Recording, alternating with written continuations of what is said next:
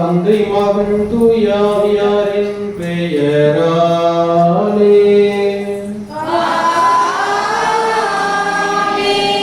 ஆண்டவராகிய இயேசு கிறிஸ்துவின் அருளும் கடவுளின் அன்பும் தூயாவியாரின் நட்புறவும் உங்கள் அனைவரோடும் இருப்பதாக.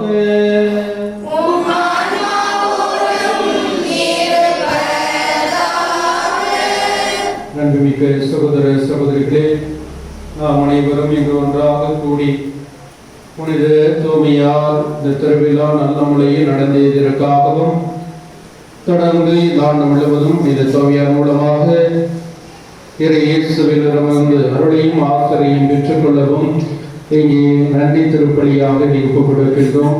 வல்லமையான இறைவன் நம்மோடு இருந்து நம்மை என்றும் வழி நடத்த தொடர்ந்து இந்த திருப்பலியிலே பக்தியோடு ஜெபிப்போம்.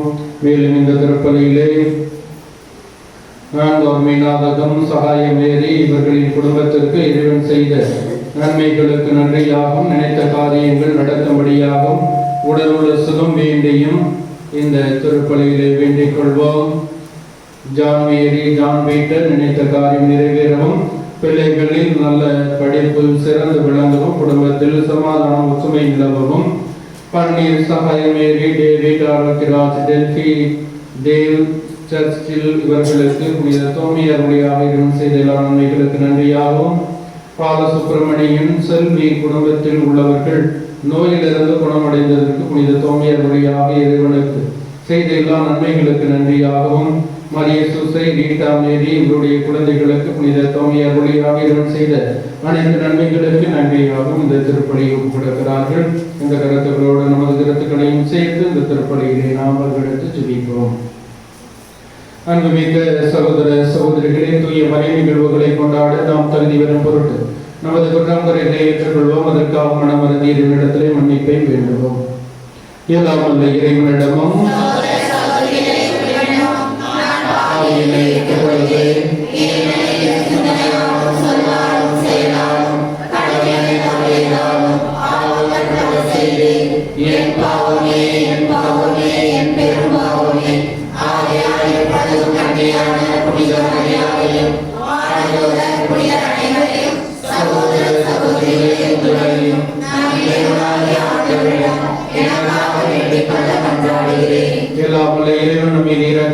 பாவங்களை மன்னித்து நவநிலை வாழ்வுக்கு அழைத்துச் செல்வாராக.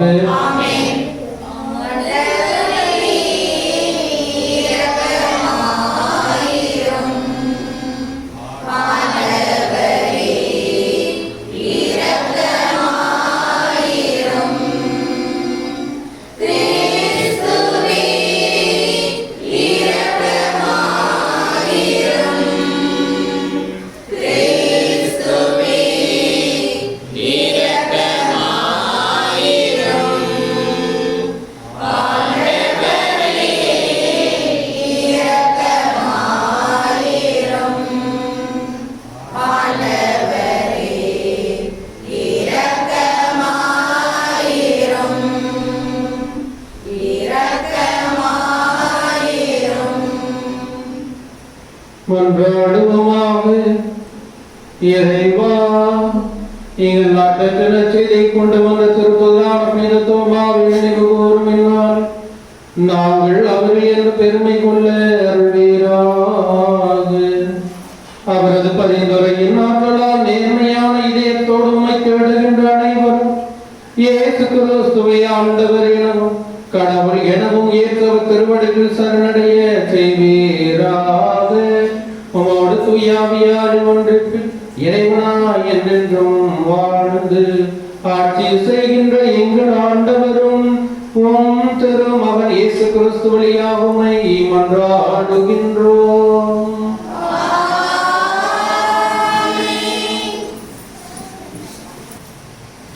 முதல் வாசகம்.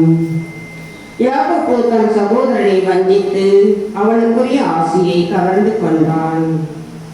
தொடக்க நூலிலிருந்து வாசகம். அதிகாரம் 27 இறை திரு வசனங்கள் 1 முதல் 5 மற்றும் 15 முதல் 29 வரை. ஈசாக்கு முதிர்ந்த வயதை அடைந்த போது அவர் கண்களின் பார்வை மங்கி போயிற்று. அவர் தம் மூத்த மகன் ஏசாவை அழைத்து, என் மகனே என்றார். ஏசா, இதோ வந்துவிட்டேன் என்றான். அவர் அவனை நோக்கி, இதோ பார், எனக்கு வயதாகிவிட்டது, சாவு என்னால் வருமோ என்று அறியேன். இப்பொழுது உன் கருவியான வில்லையும் அன்பு கூட்டையும் எடுத்துக்கொள், காட்டுக்கு போ, வேட்டையாடி எனக்கு வேட்டைக்கறி கொண்டு வா. நான் விரும்பும் முறையில் சுவையான உணவு வகைகளை சமைத்து என்னிடம் கொண்டு வா, நான் அவற்றை உண்பேன். நான் சாகமும் உனக்கு மனமான ஆசி வழங்குவேன் என்றார். ஈசாக்கு தன் மகன் ஏசாவிடம் பேசியதை ரெபேக்கா கேட்டுக் கொண்டிருந்தார். வேட்டையாடி வேட்டைக்கறி கொண்டு வருமாறு ஏசா காட்டுக்கு புறப்பட்டவுடன் ரெபேக்கா தம்முடன் வீட்டில் வைத்திருக்கும் தம் மூத்த மகன் ஏசாவின் உடைகளில் சிறந்தவற்றை தன் இளைய மகன் யாக்கோப்புக்கு உடுத்திவிட்டார். அவன் கைகளையும் மிருதுவான கழுத்தையும் வெள்ளாட்டு குட்டிகளின் தோளால் மூடினார். அவர் சுவையான உணவு வகைகளையும் தாம் சுட்ட அப்பங்களையும் தன் மகன் யாக்கோப்பின் கையில் கொடுத்தார். அவனும் அவற்றை தன் தந்தையிடம் எடுத்துச் சென்று அப்பா என்று அழைத்தான். அவர் மறுமொழியாக, ஆம் மகனே, நீ எந்த மகன் என்று கேட்க, யாக்கோப்பு தன் தந்தையிடம், நான் தான் உங்கள் தலைப்பேரான ஏசா, நீங்கள் சொன்னவாறு செய்திருக்கிறேன். எழுந்து உட்கார்ந்து என் வேட்டை பதார்த்தங்களை உண்டு மனமாற எனக்கு ஆசி வழங்குங்கள் என்றான். ஈசாக்கு தன் மகனை நோக்கி, மகனே, இது உனக்கு இவ்வளவு விரைவில் எப்படி அகப்பட்டது என்று கேட்க, அவன், உன் கடவுளாகிய ஆண்டவர்தான் எனக்கு இது நிகழ்ந்தது என்றான். ஈசாக்கு யாக்கோப்பிடம், மகனே, அருகில் வா, நீ உண்மையிலேயே என் மகன் ஏசாதானா என்று நான் உன்னை தடவி பார்த்து தெரிந்து கொள்ளுவேன் என்றார். யாக்கோப்பு தன் தந்தையின் அருகில் வந்தான். ஈசாக்கு அவளை தடவி பார்த்து, குரல் யாக்கோப்பின் குரல், ஆனால் கைகளோ ஏசாவின் கைகள் என்றார். அவன் கைகளை அவன் சகோதரன் ஏசாவின் கைகளைப் போல் ரோமம் அடர்த்தியாக இருந்ததால் அவனை அடையாளம் கண்டு கொள்ளவில்லை. எனவே அவனுக்கு ஆசி வழங்கினார். மீண்டும் அவர், நீ உண்மையிலே என் மகன் ஏசாதானா என்று வினவ, அவனும் ஆம் என்றான். அப்பொழுது அவர், மகனே, உண்பதற்கு வேட்டை பதார்த்தங்களை கொண்டு வா, மனமாற நான் உனக்கு ஆசி வழங்குவேன் என்றார். அவ்வாறு யாக்கோப்பு கொண்டு வர அவர் அதை உண்டார். பின் அவன் திராட்சை ரசம் கொண்டு வர அவன் அதை குடித்தார். அப்பொழுது அவன் தந்தை ஈசாக்கு அவனை நோக்கி, மகனே, அருகில் வந்து என்னை முத்தமிடு என்றார். அவனும் அருகில் போய் அவரை முத்தமிட, ஈசாக்கு அவன் அணிந்திருந்த ஆடைகளின் நறுமணத்தை முகர்ந்து ஆசி வழங்கி உரைத்தது இதுவே, இதோ என் மகனிடமிருந்து எழும்பும் நறுமணம் ஆண்டவரின் ஆசி பெற்ற விளை நிலத்தின் வாசனையாம். வானின் பனித்துளியும் மண்ணின் செழுமையும் மிகுந்த தானியமும் திராட்சை ரசமும் கடவுள் உனக்கு வழங்குவாராக. நாடுகள் உனக்கு பணி புரிந்திடுக, மக்கள் உனக்கு பணிந்திடுக. உன்றன் சோதற்கு தலைவன் நீ ஆகிடுவாய். உன் அன்னையின் மைந்த உன்னடி பணிந்திடுவார். உன்னை சபிப்போர் சாபம் பெறுக, உன்னை வாழ்த்துவார் வளமுற வாழ்க என்று ஆசி வழங்கினார். ஆண்டவர் வழங்கும் அருள்வாக்கு. இறைவனுக்கு நன்றி.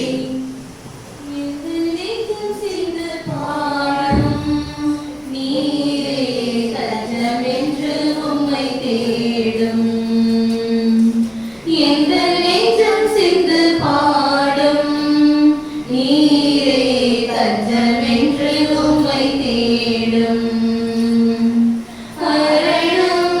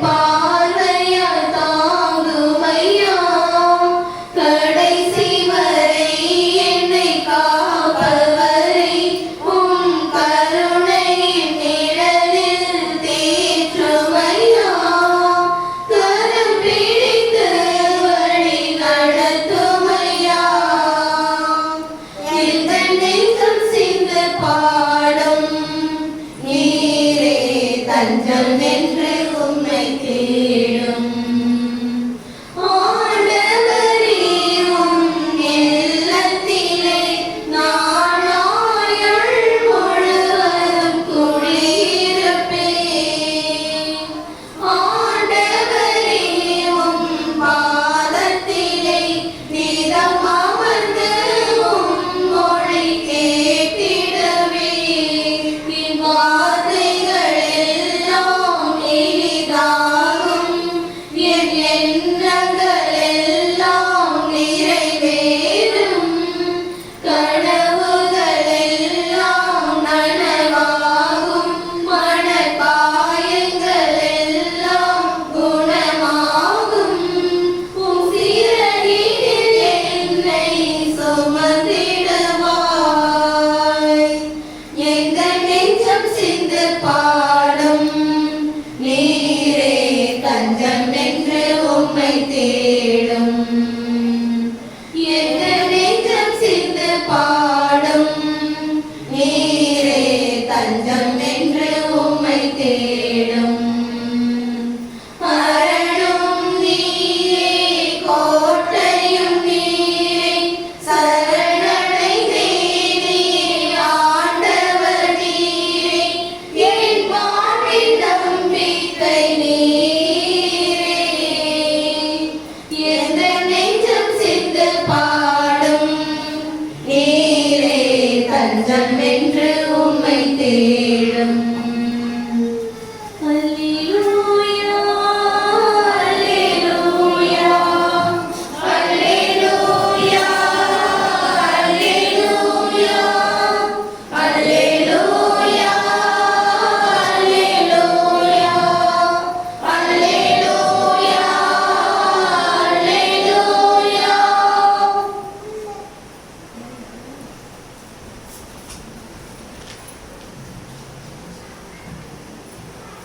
ஆண்டவர் உங்களோடு இருப்பாராக. உம் ஆன்மாவோடும் இருப்பாராக. மத்தேயு எழுதிய தூய நற்செய்தியிலிருந்து வாசகம். ஆண்டவரே, மாட்சி உமக்கே.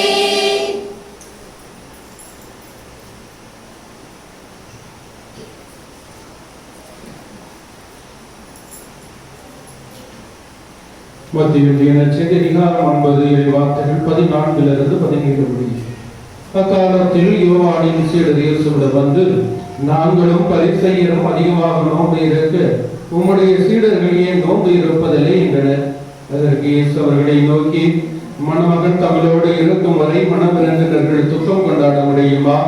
மணமகன் அவர்களை விட்டு பிரிய வேண்டிய காலம் வரும், அப்பொழுது அவர்களும் நோன்பு இருப்பார்கள்.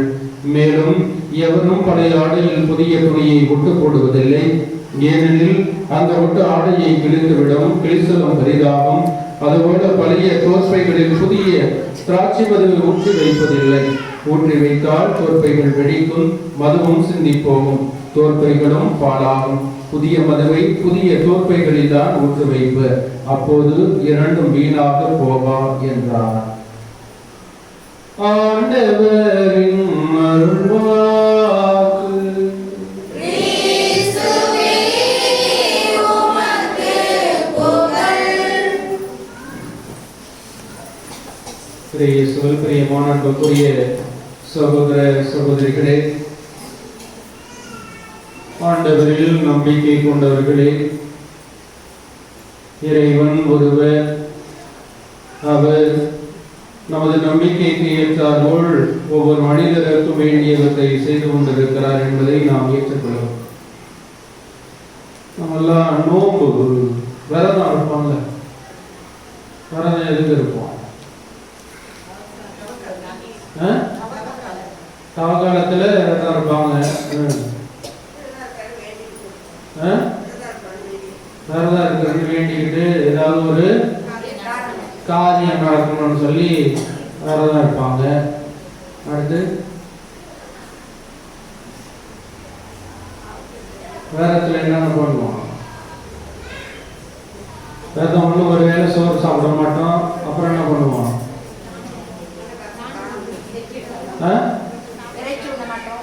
இறைச்சி உண்ண மாட்டோம். இதெல்லாம் அதெல்லாம் வந்து தவக்காலத்தில் பூரா வர சாமியார் சொல்லியிருப்பார். அது நோம்பு இருக்கிற காசை உண்டு கோயிலில் கொடுக்கணும், என்ன யாருக்காவது உதவி செய்யணும். எத்தனை பேர் உதவி பண்ணுங்கிறது எடுத்து பார்த்தா தான் தெரியும். சாமியார் சொல்லி தான் பார்ப்பாரு, நம்மளும் கேட்டுட்டு தான் போவோம். நோம்பு இருக்கிறது வந்து ஒரு சில பேர் என்ன பண்ணுவாங்க, நோம்பு இருக்கிறதுல நோம்பு இருந்தோம்னாக்க உண்டாக உடம்பு குறையும், இல்லை சுகர் பிபி எல்லாம் கண்ட்ரோலுக்கு வரும். அந்த காரியமாக ஞாபகம்னாக்க செலவு மிச்சமாகும். இப்படிப்பட்ட நோம்பு ஒரு சில பேர் இருப்பாங்க.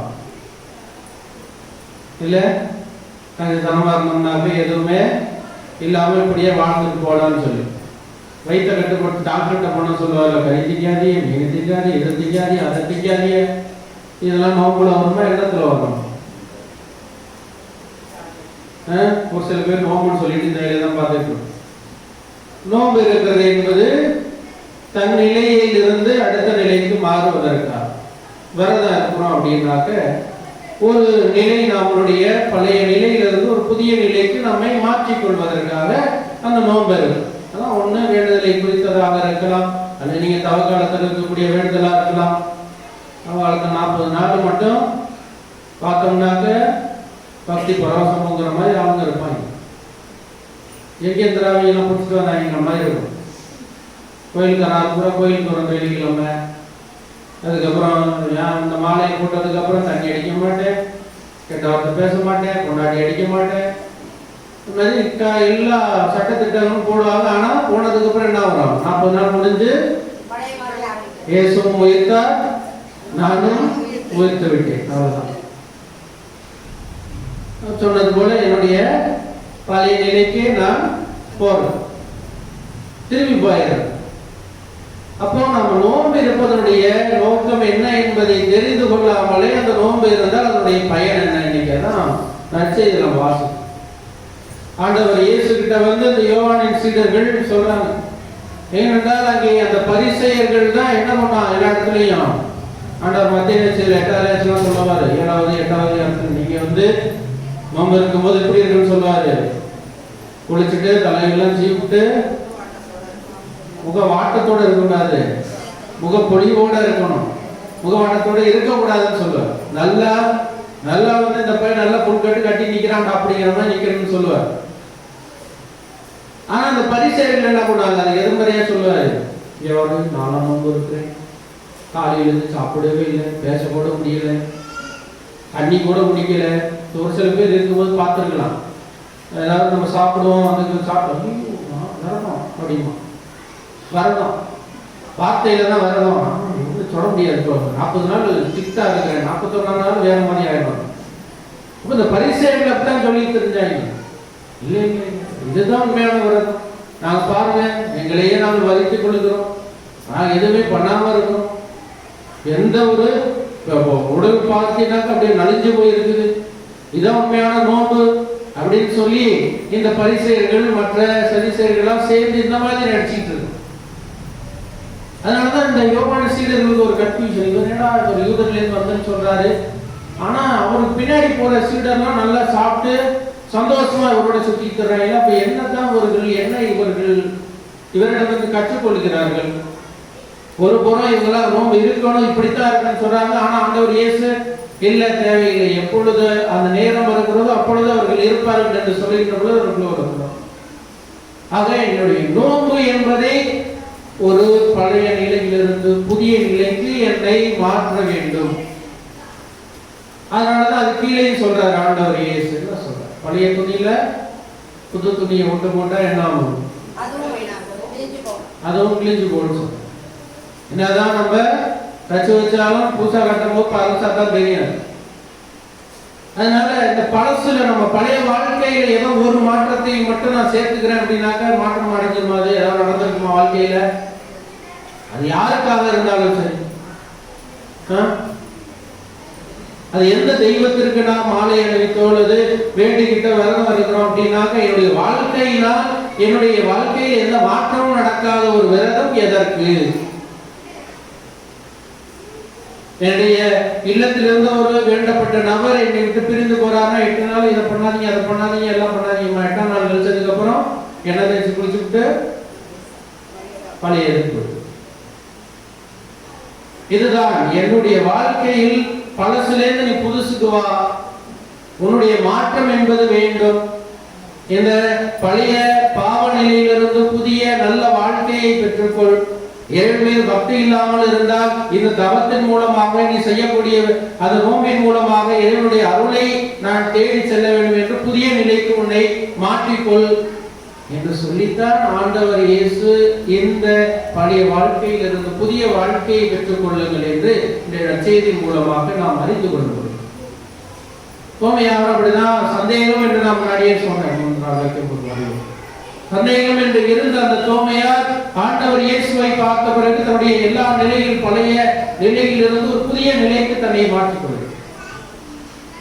ஆண்டவரே நீதான் ஆண்டவர், நீதான் கடவுள், உனக்காக நான் எல்லாவற்றையும் செய்வேன் என்று சொன்ன தோமையார் தான் இன்று இந்தியா முழுவதும் பயணிக்கிறார், நற்செய்தியை அறிவிக்கிறார்.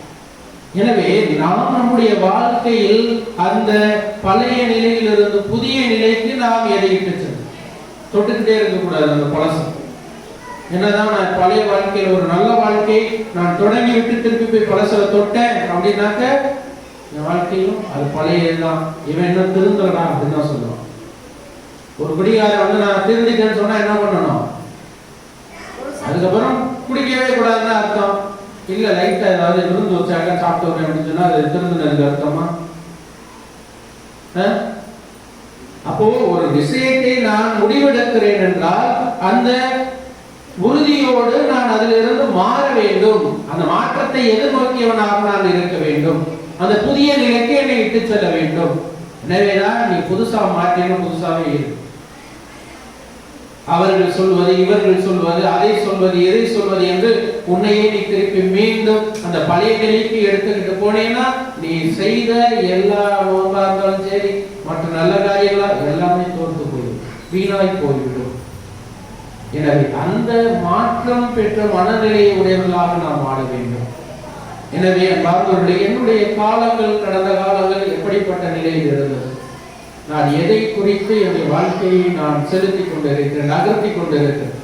ஆண்டவருடைய அந்த துணையை தேடி நான் வாழ்ந்து கொண்டிருக்கிறேன் என்றால் அவருடைய துணையில் என்றும் ஆழமான நம்பிக்கை கொண்டவர்களாக ஆண்டவர் சொல்லும் அந்த வார்த்தைகளை ஏற்று அதன்படி நடக்கக்கூடியவர்களாக வாழ்கின்ற பொழுதுதான் அந்த மாற்றம் நம்முள் நிகழும். அந்த மாற்றம் நம்முள் நிகழ்கின்ற பொழுது நாம் அடுத்தவரையும் மாற்ற முடியும் என்ற நம்பிக்கை கொண்டவர்களாக இருக்கிறது. எனவே இந்த புனித தோமையார் விழாவின் இறுதி நாளிலே இந்த தோமையாரை போல ஆண்டவர் மீது ஒரு நம்பிக்கை கொண்டவர்களாக என்றும் நற்செய்தியின் வீரர்களாக அந்த நற்செய்தியை அறிவிக்கக்கூடியவர்களாக வாழ்வோம். வர வேண்டி இந்த திருப்பலிகளை ஜெபிப்போம்.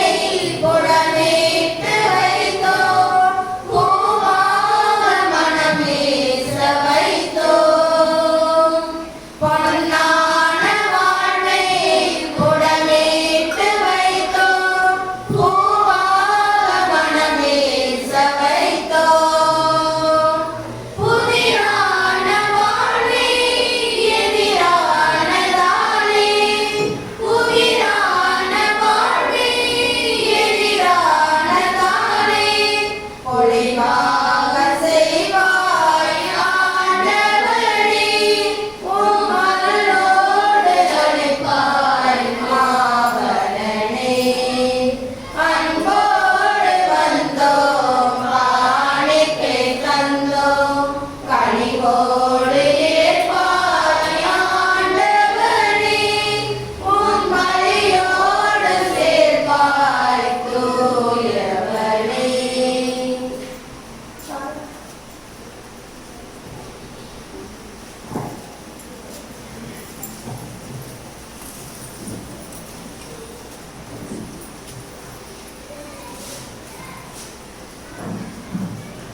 அன்புமிக்க சகோதர சகோதரிகளே, என்னுடைய நுழைப்பலி எல்லாம் இறைவனுக்கு ஏற்றதாகும்படி ஜெபியுங்கள்.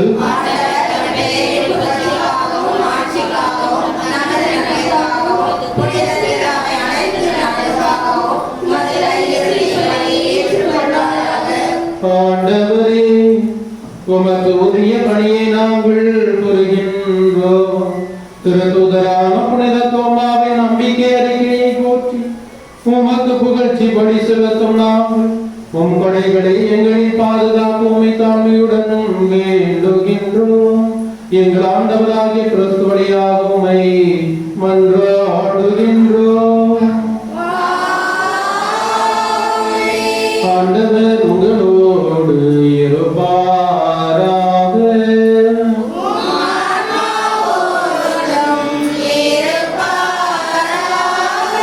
இதயங்களை மேலே எழுப்புங்கள்.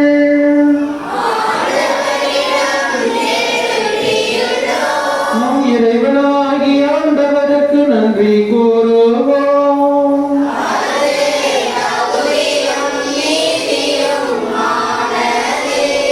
ஆண்டவரை தூயவரான தந்தையே, என்றும் உள்ள எல்லாம் உள்ள இறைவா, எங்கள் ஆண்டவராகிய கிறிஸ்து வழியாக என்னாலும் எவ்விடத்திலும் நாம் உமக்கு நன்றி செலுத்துவது மெய்யாகவே தகுதியும் நீதியும் ஆகும். எங்கள் கடமையும் மீட்புக்குரிய செயலுமாகும்.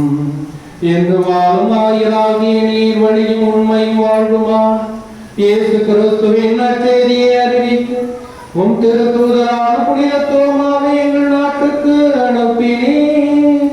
தூய ஆவியாரின் ஆற்றலால் கண்ணால் காணாமலே உம்மில் நம்பிக்கை கொள்வோரின் பேறு பெற்ற நிலையை நாங்கள் கண்டுணர செய்கின்றீர்.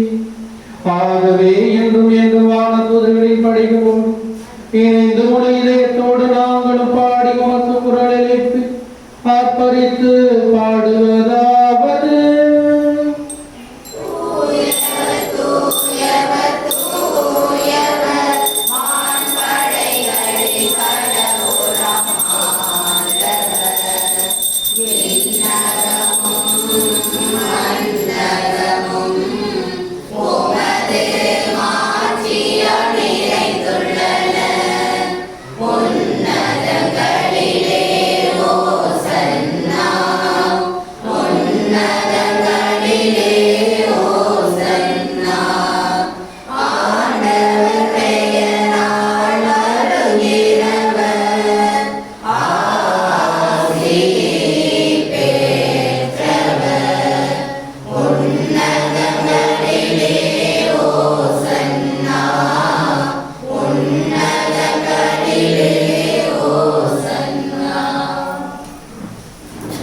ஆண்டவரே, நீர் மெய்யாகவே தூயவர், தூய்மை அனைத்துக்கும் ஒன்று.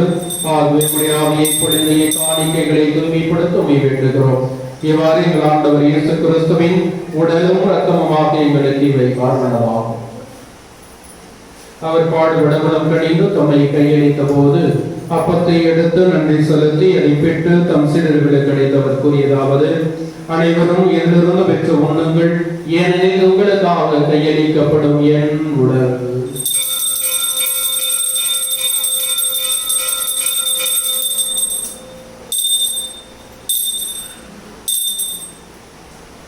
அவர் நம்மை இரவு விருந்தை இறந்தி வெண்கிணத்தை எடுத்து மீண்டும் நன்றி கூறி தம் சீடர்களுக்கு அளித்தவர் கூறியதாவது: அனைவரும் எதிலிருந்து பெற்று பருகுங்கள், ஏனெனில் புதிய நிலையான உடன்படிக்கைக்குரிய என் இரத்தத்தின் கிண்ணம் இது பாவ மன்னிப்புக்கென்று உங்களுக்காகவும் பலருக்காகவும் சிந்தப்படும். இதைய நினைவாக செய்யுங்கள்.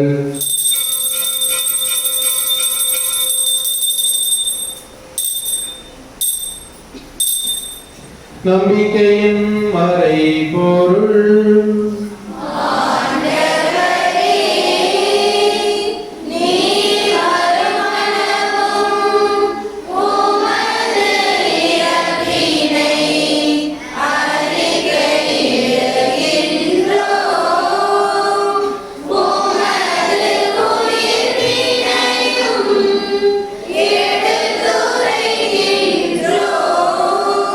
ஆகவே ஆண்டவரே, நாங்கள் கிறிஸ்துவின் இறப்பினையும் உயிர்ப்பினை நினைவு கூர்ந்து வாழ்வு தரும் அப்பத்தையும் மீட்பு அளிக்கும் கிண்ணத்தையும் ஒப்புக் கொடுக்கின்றோம். உம் திருமணங்கள் உமக்கு ஊழியம் புரிய தகுந்தவர்களை நீங்கள் ஏற்றுக்கொண்டே, எனவே உமக்கு நன்றி செலுத்துகிறோம். மேலும் கிறிஸ்துவின் உடலிலும் இரத்தத்திலும் பங்கு கொள்ளும் எங்களை தூய ஆவியார் ஒன்று சேர்க்க வேண்டும் என உம்மை தாழ்மையுடன் கொண்டாடுகிறோம். ஆண்டவரை உலகெங்கும் பரவி இருக்கும் மருத்துவ அவையை நினைவு கூர்ந்தருளும். எங்கள் திருத்தந்தையோ எங்கள் ஆயர் சகாயரார் எல்லா திருநலினராகிய அனைவரோடும் மருத்துவ அவை அன்பில் நிறைவு பெற செய்தருளும். அன்பின் ஆண்டவரை இந்த திருப்பலியில நாம் நினைவு கூர்ந்த கருத்துக்களை எல்லாம் நீரை கனிவோடு ஏற்றி எங்களை தருளும்படியாக உங்களை கெஞ்சி மன்றாடுகிறோம். மேலும் உயர்த்தலும் குழந்தையில் கொள்ளும் எங்கள் சகோதர சகோதரிகளையும் இறந்தோர் அனைவரையும் இறக்கத்துடன் நினைவு கூர்ந்து உமது திருமுக உடையினோர் ஏற்றலும் எங்கள் அனைவர் மீது இறக்கமாயினும். கடவுளை கிடைத்தாயான புனித மரியா, உடையினவரான புனித யோசேப்பு, புனித திருத்தூதர்கள், இவ்வுலகில் நமக்கு உகந்தவராயிருந்தோராகிய புனிதர் அனைவருடனும் நாம் நிலைவாழ்வில் பங்கு கொள்ளும் தகுதி பெற்று உம் திருமகனை இயேசு கிறிஸ்து வழியாக உம்மை பகுதிக்கு வரவர்களுமை மன்றாடுகின்றோம்.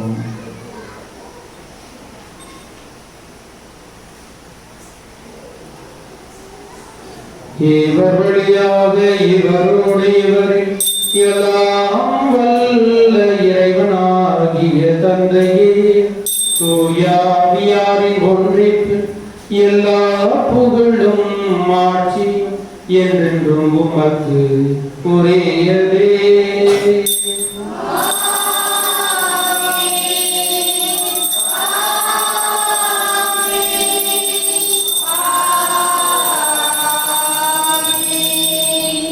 மீட்பரின் கட்டளையால் கற்பிக்கப்பட்டு இறை படைப்பினையால் வெற்றி பெற்று நாம் துணைந்து பாடுவோம்.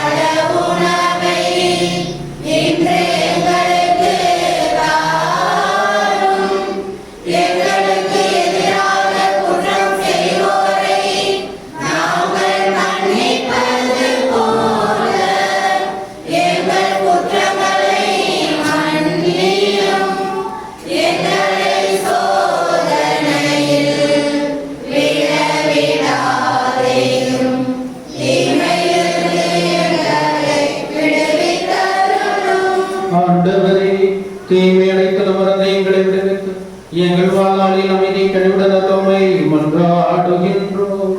உமது இரக்கத்தின் உதவியால் நாங்கள் பாவத்திலிருந்து எப்போதும் விடுதலை யாதொரு கலக்கமும் இன்றி நலமாயிருப்போமாக.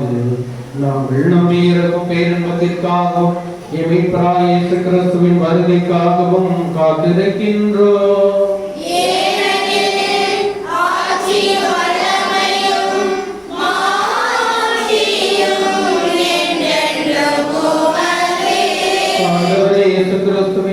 அமைதியை உங்களுக்கு விட்டு செல்லுகிறேன், என் அமைதியை உங்களுக்கு அளிக்கிறேன். திருத்தூதர்களுக்கு மொழிந்தீரே.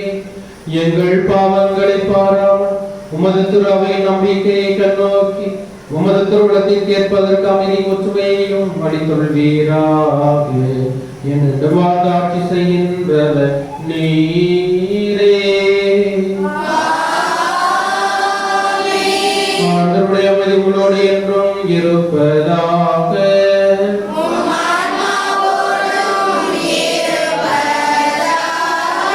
ஒருவருக்கொருவர் கிறிஸ்துவின் அமைதியை பகிர்ந்து கொள்வோம்.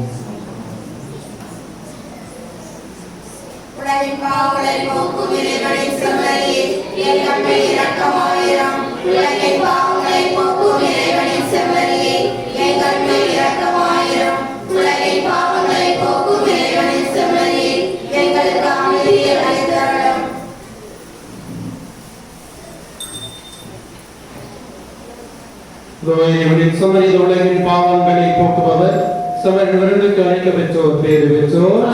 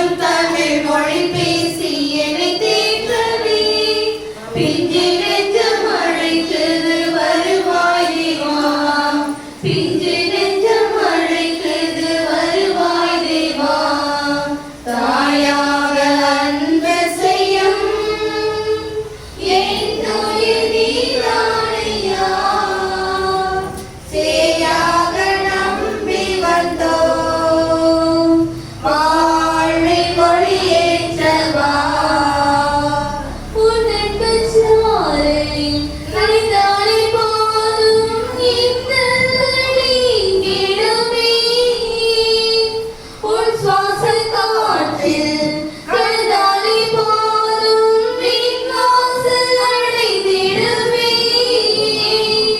நான் இன்று உன் சாயத்தானே உன் கோயில் குடிகொள்ள நீவா நான் இன்று உன் சாயத்தானே உன் கோயில் குடிகொள்ள நீவா திருவிருந்துக்கு பின் ஜெபம் கிறிஸ்துவின் ஆன்மாவே என்னை புனிதமாக்கும் கிறிஸ்துவின் திருவுடலை என்னை மீட்டருளும் கிறிஸ்துவின் திருரத்தமே எனக்கு எழுச்சியூட்டும் கிறிஸ்துவின் விழாவின் தண்ணீரே என்னை கழுவியருளும் கிறிஸ்துவின் பாடுகளே என்னை தேற்றிடும் ஓடல்ல இயேசுவே எனக்கு செவிசாயும் உம்மிரு காயங்களுக்குள் என்னை அறிந்தருளும் உம்மிடமிருந்து என்னை பிரிய விடாதேயும் தீய பகைவரிடமிருந்து என்னை காத்தருளும் எனது இறப்பின் வேளையில் என்னை அழைத்தருளும் உம்மிடம் வர எனக்கு கட்டளையிட்டருளும்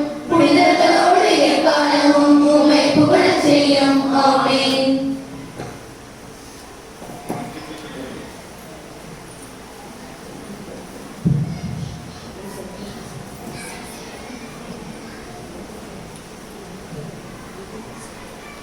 பார்த்தவர்களே அன்றைக்கே சொல்லிடுறேன் நம்ம பிள்ளைங்களுக்கெல்லாம் நாளையிலேருந்து மறைக்கல்வி கிளாஸ் இருக்குது. அதனால இன்னைக்கு வந்திருக்கவங்க வீட்டில் இருக்கவங்களுக்கெல்லாம் சொல்லியிருக்கேன் காலை 8 மணிக்கு அவர்களுக்கு மறைக்கல்வி வகுப்பானது தொடங்கும். எழுந்து நின்று இறைவனுக்கு நன்றி கூறுவோம்.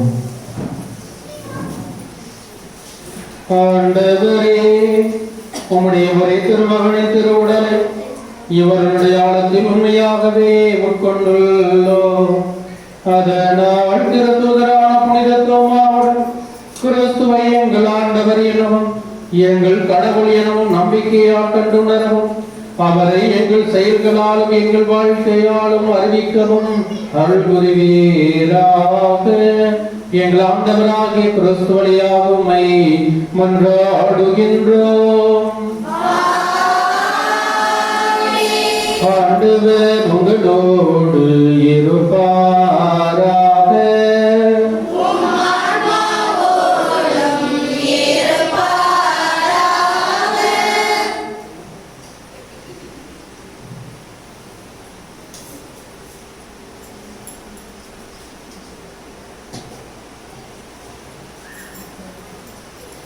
எல்லாம் வல்ல இறைவன் தந்தை மகன் தூயாவியார் உங்களை நிறைவாக ஆசீர்வதிப்பாராக.